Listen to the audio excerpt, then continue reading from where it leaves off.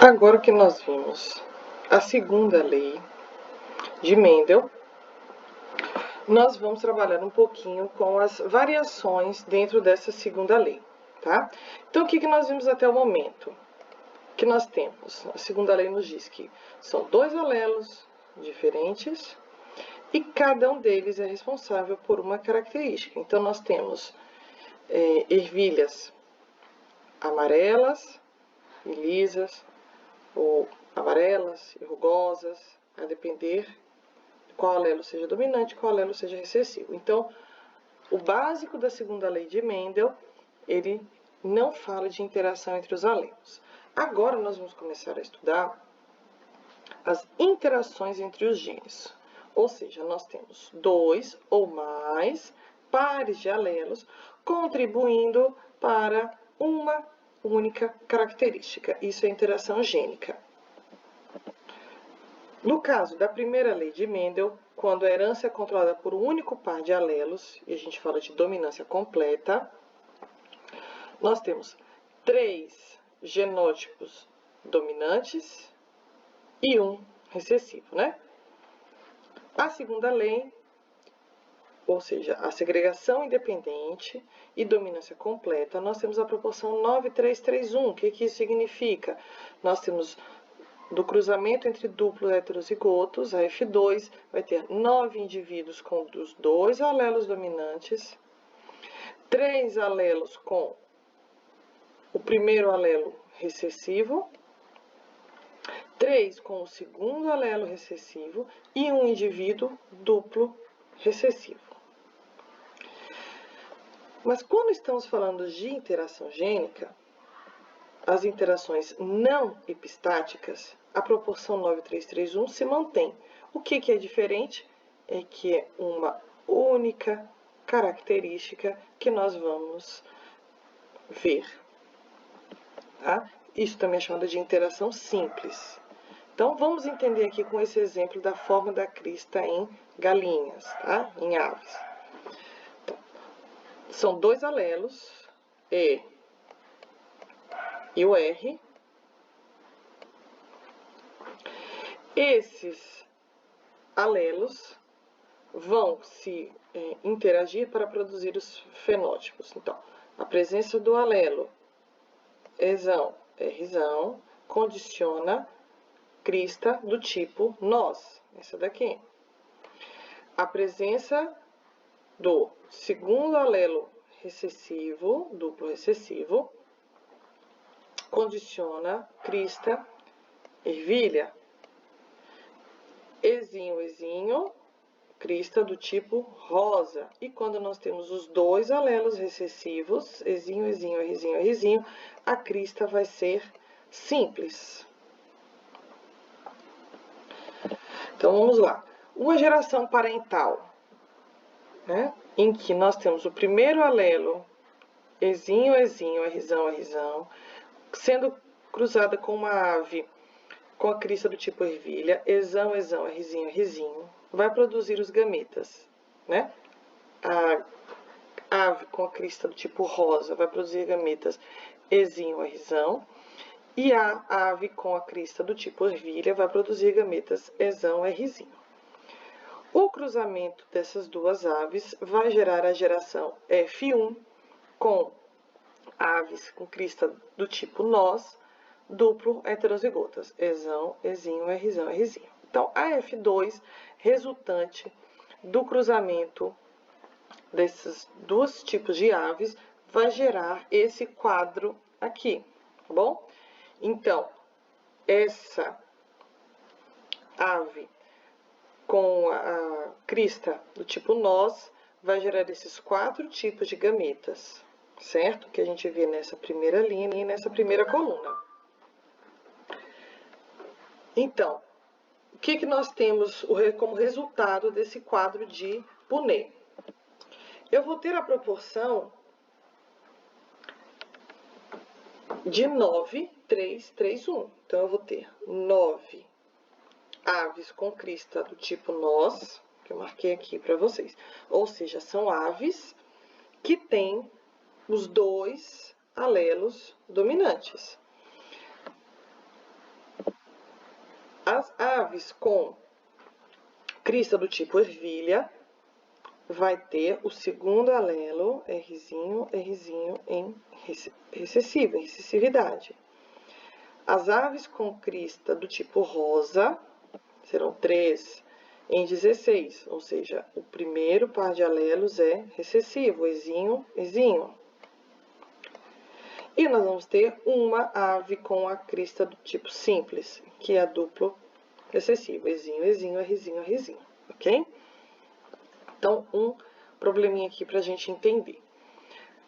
Em galinhas, a presença do alelo Ezão, o dominante, condiciona a crista ervilha, e a presença do alelo Rzão, dominante, crista rosa. Se ambos os alelos dominantes estiverem presentes, ou seja, eu tiver um Ezão e Rzão, a crista é do tipo nós. E a ausência de ambos os alelos dominantes, ou seja, os dois recessivos, né, Ezinho, Ezinho, Rzinho, Rzinho, condiciona a crista simples. Qual a proporção fenotípica resultante do cruzamento Ezão, Ezão, Rzão, Rzinho com Ezão, Ezinho, Rzão, Rzão? Bom, essas duas aves aqui, pelo enunciado do problema, como tem dois alelos dominantes, elas condicionam crista do tipo nós. O primeiro parental vai produzir gametas Ezão, Rzão, Ezinho, Rzão. O segundo parental vai produzir gametas Ezão, Rzão, Ezão, Rzinho. O cruzamento entre eles, tá, vai produzir 100% de aves com crista do tipo nós. Então, a proporção fenotípica é 100% de aves com esse tipo de crista do tipo nós, já que em todos os indivíduos nós temos a presença dos dois alelos dominantes, ok? Um outro exemplo é a plumagem em periquito australiano.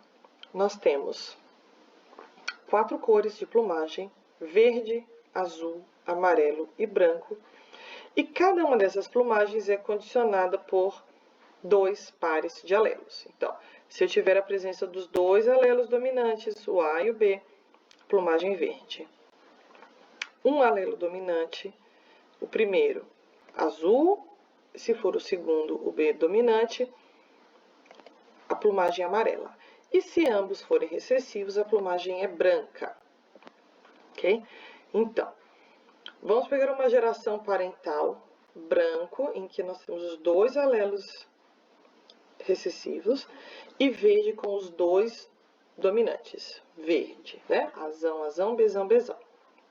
A geração F1 vai ser todas de periquitos verdes, com duplo heterozigotos.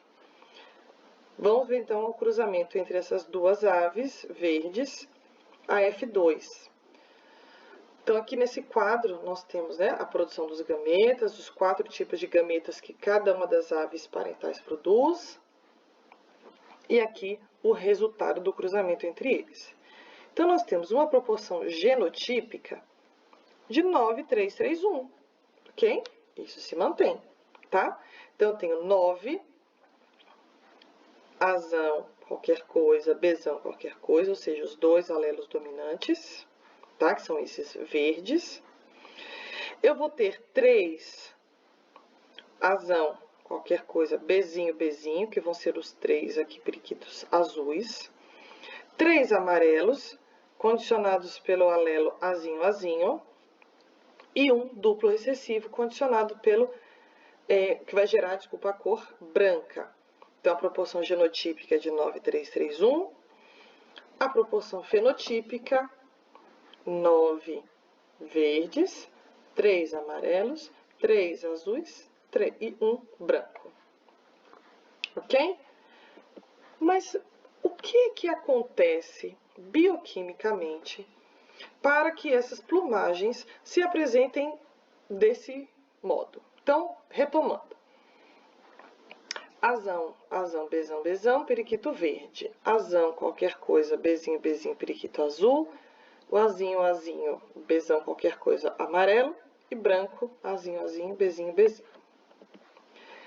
O alelo A dominante é responsável pela produção de uma melanina que dá cor azul.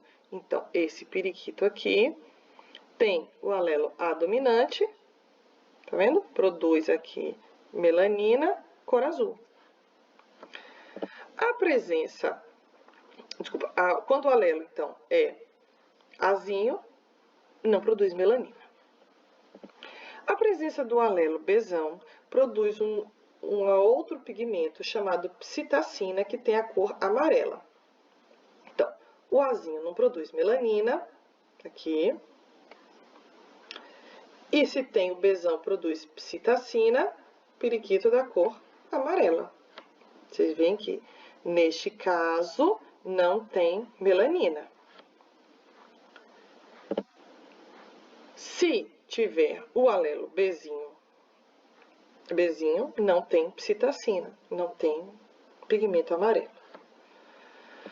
Bom, o verde, então, é a presença da melanina azul com a psitacina amarela. A gente já aprendeu isso lá na educação infantil, que se eu juntar o azul com o amarelo, vai dar cor verde. Então, juntando o alelo Azão, responsável pela cor azul, com o alelo Bzão, responsável pela cor amarela, eu vou ter os periquitos verdes.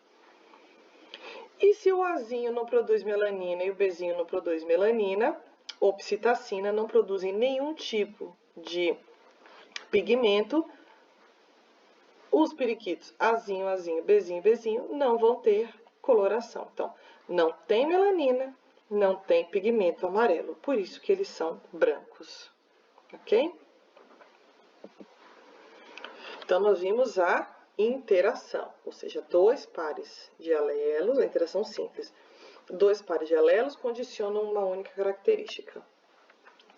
Um outro tipo de interação é a epistasia. Um par de alelos impede a manifestação do outro. Então, nesse caso, nós temos esse par de alelos, por exemplo, A, que vai inibir, quando estão presentes, inibir a manifestação de um outro par de alelos. Então, por exemplo, nós temos epistasia recessiva, que é quando o alelo recessivo, tá? Quando eles estão em recessividade, que são responsáveis pela inibição. Então, nós temos lá, camundongos, nós vamos ter 3 fenótipos, o agouti, preto e albino. O agouti, que é o marronzinho, aparece se os 2 alelos forem dominantes. Preto, se o primeiro par de alelos for recessivo, Azinho, Azinho. E o albino, né, que é a coloração sem pigmento, coloração branca, ele vai aparecer se o segundo par de alelos for recessivo, independente do primeiro par. Então, eu posso ter Azão, qualquer coisa, ou Azinho, Azinho. Se tiver o segundo par de alelo recessivo, não vai ter pigmentação. Ah, professor, por que isso acontece? Então, vamos ver o cruzamento entre 2 indivíduos duplo heterozigotos agouti. De novo, vamos fazer o quadro de Punnett, com todos os gametas que foram gerados para cada um desses parentais.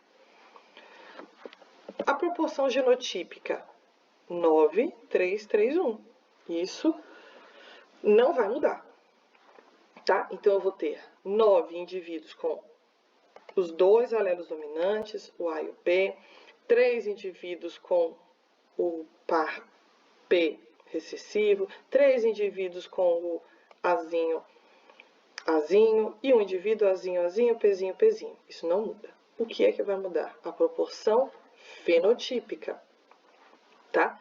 Antes eu não tinha 9, 3, 3, 1, 9, 3, 3, 1. Agora eu vou ter 9, 3 e 4, tá? Então, eu vou ter 9 agoutis, os 2 alelos dominantes, tá bom? Com atenção, vocês veem que todos os agoutis têm os 2 alelos dominantes. O preto, Pzinho, Pzinho. Olha, Pzinho, Pzinho aqui, 3. E, como eu disse para vocês, independente do que esse segundo par de alelos se apresenta, se o primeiro for recessivo, Azinho, Azinho, não vai ter pigmento, tá bom? Então, eu tenho agora 4 possíveis indivíduos com o primeiro par de alelos em recessividade. Vamos entender a bioquímica do processo, tá? Pra vocês verem como é que ocorre essa inibição. A cor da pelagem, ela é condicionada por 2 alelos. Então, eu tenho, olha, o precursor 1, que é convertido no precursor 2 por essa enzima 1 aqui. Esse precursor 2 é convertido na pigmentação marrom pela essa enzima 2. Então, a enzima 1 é produzida pelo alelo Azão, o alelo A, e a enzima 2 pelo alelo Pzão, tá bom? Dominante. Então, se eu tiver o Azão, ele produz a enzima 1, se eu tiver o Pzão, ele produz a enzima 2, a cadeia bioquímica se completa, coloração marrom. Ok. Agora, se eu tiver o segundo alelo em recessividade, Pzinho, então eu vou ter, olha, o alelo A produz a enzima, precursor 1 convertido com sucesso para o precursor 2. Mas aqui, como o alelo é Pzinho, essa enzima 2 está inativa. Então, a pelagem é preta. Certo? Ok. E se os dois... se o primeiro for Azinho, o alelo Azinho, a primeira enzima já é inativa. Então, não há possibilidade desse precursor 1 ser convertido no precursor 2. Independente se eu tenho Pzão ou Pzinho, tá? Nessa enzima 2, ela pode estar ativa ou não. Eu não tenho precursor 2 aqui para que ela atue. Por isso que a pelagem é albina.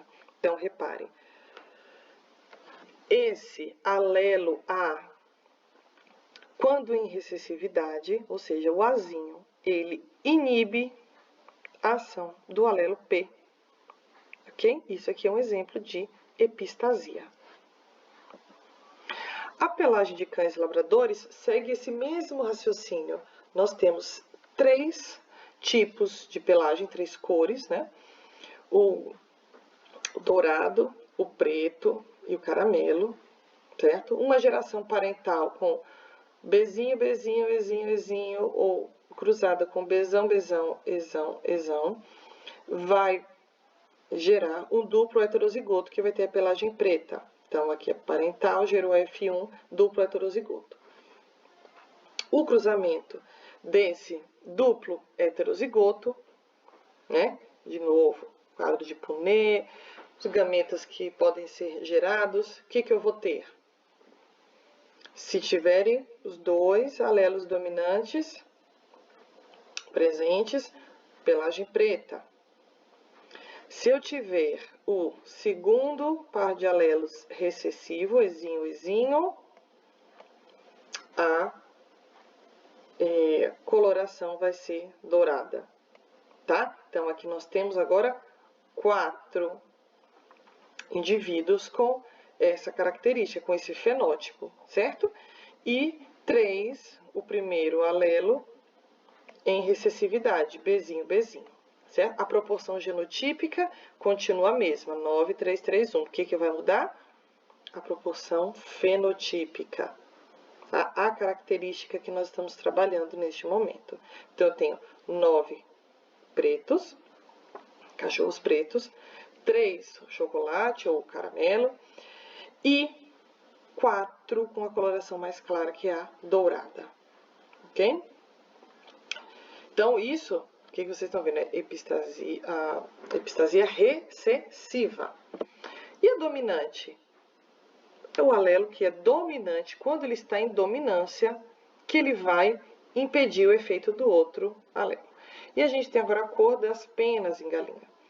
Incrivelmente, nós só temos 2 tipos de plumagem, ou branca ou colorida. A colorida pode ser qualquer cor, é colorida.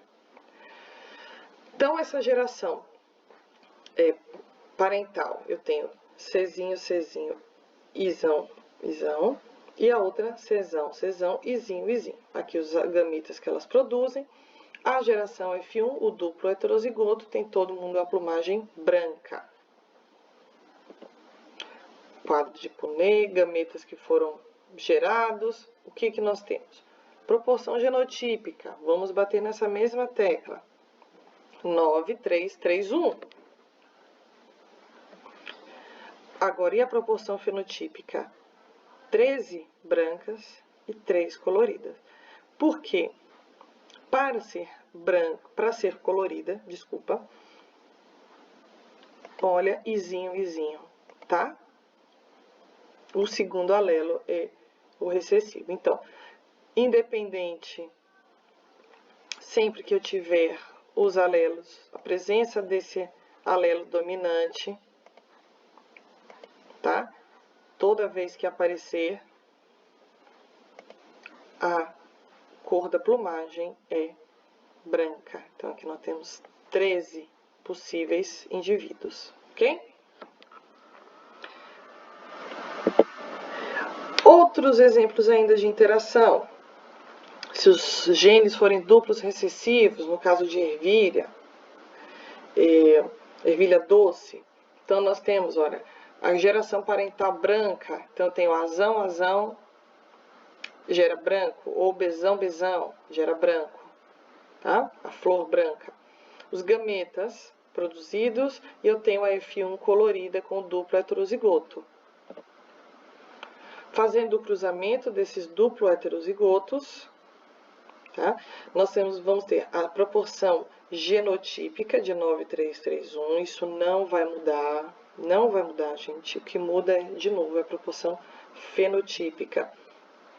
Então, para ter flores coloridas, os dois têm que estar dominantes. Olha, azão, bezão,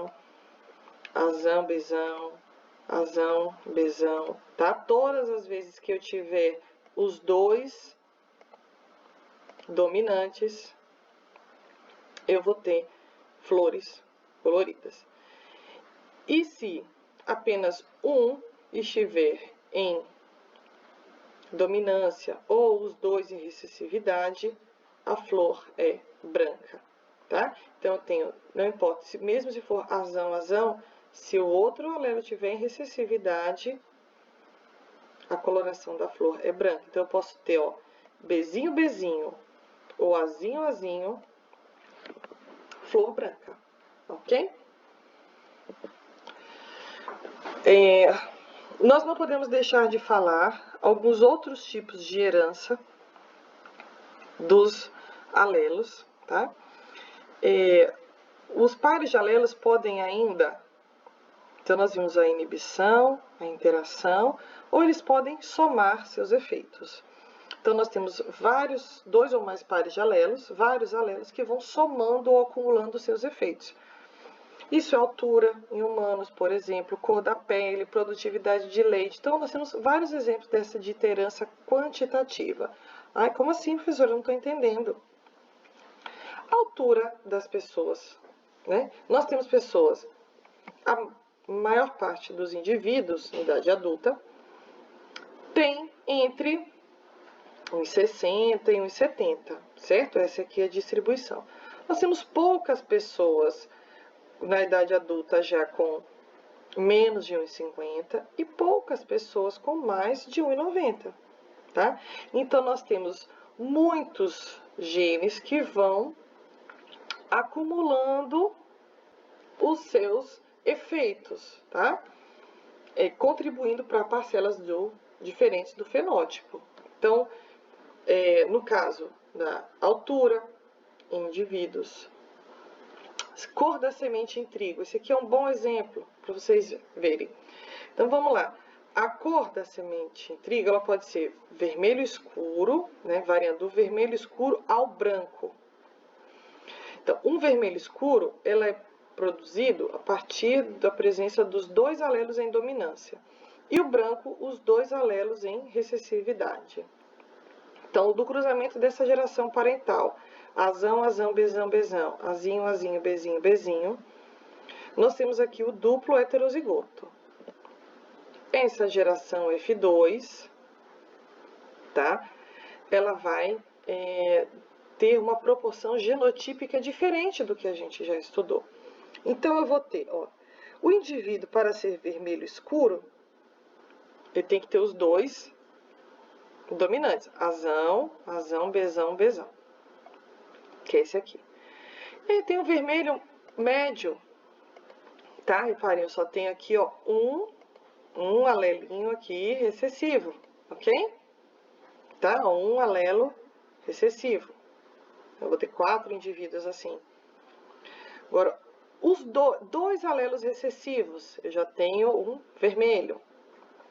Então, aqui, nesse caso, ó, 2 alelos em recessividade. 2, tá vendo?